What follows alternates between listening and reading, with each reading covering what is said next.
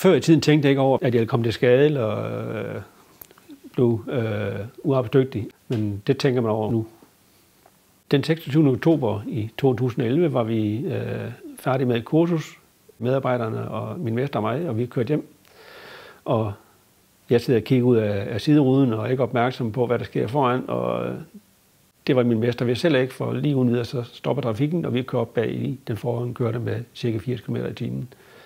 Da jeg kom på sygehuset efter ulykken, der blev jeg fotograferet i røntgen ude i Randers, og de kan ikke se, at der er nogen brud, men de kan så sige, at jeg har fået et piskesmæld og en forvridning af nakken.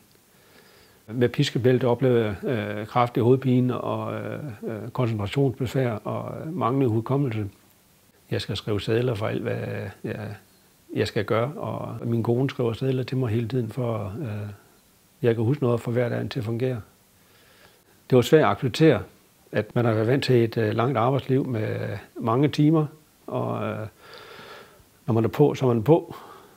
Og det er svært at sluge den pille, man ikke kan det mere.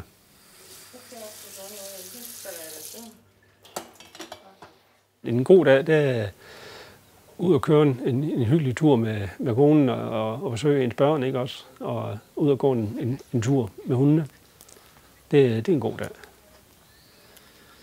Jeg tænkte ikke egentlig over, at man havde en pensionsordning, som der gik ind og dækkede det. Det fandt jeg ud af i forløbet med min vejleder inde ved mit forbund. Jeg fik 100.000 kontant i hånden med det samme, og jeg får 60.000 ubetalt løbende hver år i 9 år. Så det var meget godt.